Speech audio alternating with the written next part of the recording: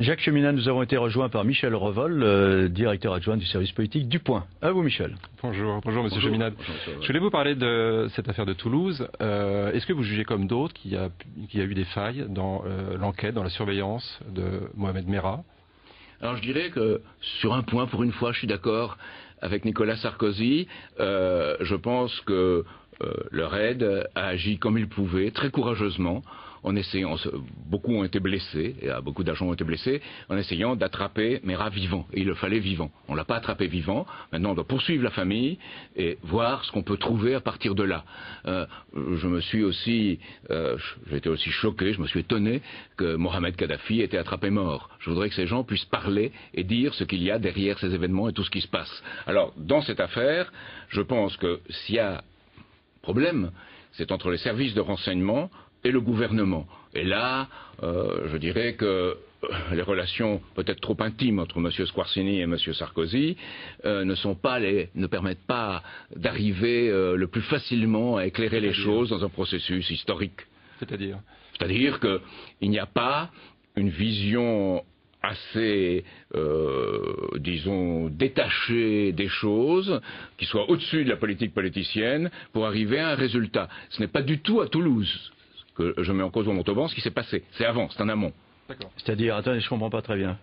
Comment le fait que... La DCRI ne doit pas être trop proche d'un gouvernement. Non, mais, elle doit être plus indépendante. En quoi cela leur est-il empêché de travailler sur l'affaire Merah à la DCRI, sur la surveillance? On a vu la DCRI être convaincue par Merah qu'il était allé en tourisme dans le Vaziristan. Oui, mais en quoi les liens avec Nicolas Sarkozy peuvent-ils... Parce que c'est un lien, non seulement avec Nicolas Sarkozy, mais avec le gouvernement, incite à penser dans les termes où la politique à court terme fait penser, et passe à la long terme avec une certaine distance et une certaine sagesse. Mais vous voulez dire toute la phase d'enquête de surveillance qui a été mal réalisée? Il y a eu des insuffisances, je pense, oui mais je ne veux pas non plus dire par Nicolas Sarkozy quand même. Si, il y a un suivi. Tout le monde sait qu'il y a un suivi des affaires de police et des affaires de renseignement par la présidence. Oui, mais enfin Nicolas Sarkozy ne demande pas qu'on surveille pas les détails, bien sûr. Les Français qui ont été d'Afghanistan. Il ne peut pas indiquer qui surveiller. Il doit avoir une vision d'ensemble sur cette politique-là. Et ça, c'est extrêmement important. Et on ne voit pas en même temps les différents aspects de cette politique. J'en veux pour exemple quelque chose que je n'ai pas dit, qu'on m'a fait dire. Parce qu'on m'a fait dire que les événements de Toulouse et de Montauban, les crimes atroces qui avaient été commis, et pour lesquels ce que j'ai dit, c'est que les autorités spirituelles de ce pays avaient donné une leçon de sagesse et de dignité, et les politiques devraient en prendre l'exemple, ils n'en prennent pas toujours l'exemple, et que j'ai dit ce que j'ai dit sur le RAID, ce que je viens de déclarer tout à l'heure, mais j'ai dit aussi, parce qu'on m'a posé la question après, on m'a dit, mais vous êtes contre les jeux vidéo violents. Et alors après on a dit, vous avez dit que Toulouse et Montauban étaient liés aux jeux vidéo violents, ce que je n'ai jamais dit. J'ai dit que les jeux vidéo violents créent un climat dans lequel l'être humain se désinhibe de certaines tendances à éliminer d'autres êtres humains. Alors je lis, je ne croyais pas avoir raison sur ce point, mais je lis ici, un jeune homme se présentant à l'AFP comme un de ses amis, le décrit par ailleurs comme passionné de jeux vidéo de guerre et d'armes, et montrant à ses amis des vidéos choquantes du conflit israélo-palestinien. Pendant 24 heures, on s'est gossé de moi en disant que j'avais parlé de jeux vidéo à propos de Toulouse. Alors dans votre programme, vous avez une proposition assez étonnante, une sorte de droit à l'oubli numérique, c'est-à-dire que tous les données personnelles soient effacées au bout de 2 ans. C'est bien ça? Oui, mais en même temps, on en conserve, comme je l'ai dit, on en conserve l'état, mais de façon objective. Je sais pas, c'est écrit dans mon programme. Qu'est-ce que ça veut dire, lire. Voilà. Ça veut dire l'état de façon objective. C'est pas... On va voir. Il y a du temps parce que si on feuillette tout le programme, là, il y a beaucoup de pages et le temps va passer, hein, ça fait des questions en moins. Mais qu'est-ce que c'est que... Vous parlez du droit à l'oubli numérique en tout cas. Oui, il y a un droit d'oubli numérique à partir d'un certain temps parce qu'on peut tout garder tout le temps.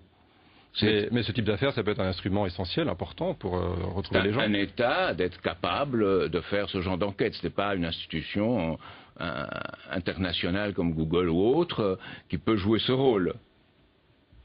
Et il faut créer une commission d'enquête, comme j'ai dit, et imposer un bilan parlementaire sur le coût et l'efficacité de ces choses. Parce que c'est le moment d'avoir quelque chose qui soit plus à la fois plus démocratiques, mais qui tiennent compte des préoccupations de suivi des affaires qui peuvent devenir criminelles. Bon, allez, pensez-vous qu'il faut d'autres lois? Nicolas Sarkozy en a proposé certaines, ou alors c'est surtout les moyens qui manquent? Je pense que c'est les moyens qui manquent et qu'il faut appliquer la loi. En France, Nicolas Sarkozy n'en est qu'un exemple. On tend à chaque événement à réagir et vouloir appliquer une loi. Puis, souvent, on n'a même pas les décrets d'application. Donc, il y a des moyens qui manquent et surtout, il y a l'engagement et la vigueur dans le suivi. D'accord. Est-ce que vous pensez, comme le Front National, que l'immigration et sécurité sont liées d'une façon ou d'une autre? Je pense pas. Je pense par contre que ce qui est lié, c'est les conditions insuffisantes que l'on fait en faveur de l'immigration. C'est-à-dire qu'il y a d'une part un problème social qui concerne et les immigrés et les gens de nationalité française qui n'ont pas beaucoup de moyens pour vivre, et ça crée un climat, je dirais, de désarroi et de mécontentement, une colère sourde dans ce pays. Ça existe et il faut y répondre. Mais je ne crois pas que ce soit le propre de l'immigration. Moi, je suis partisan de créer un ministère de la coopération, du co-développement et de l'immigration, détachant l'immigration du ministère de l'Intérieur. Il faut le faire très vite en France. Et faire une politique de l'immigration avec une agence de l'intégration qui réellement assure un suivi au par cas et une aide qui soit à la fois à la famille, parce qu'on ne peut pas dire on arrête l'immigration familiale, on arrête le regroupement familial, comme dit Marine Le Pen, c'est une folie. Et on ne peut certainement pas arriver à partir des 200 000 à peu près immigrés qu'on a aujourd'hui à 10 000 comme elle le dit. C'est absolument impossible. D'accord. Vous prenez aussi un comité national d'éthique qui mettrait fin aux dérives graves de la police. Oui, avec quelqu'un qui vienne du judiciaire et pas quelqu'un qui vienne de la police qui le préside. Et qu'on puisse voir, par exemple, comment on peut limiter un facteur qui est un facteur de risque dans notre société, parce qu'il multiplie les aigreurs et les mécontentements, qui est le fameux contrôle au faciès.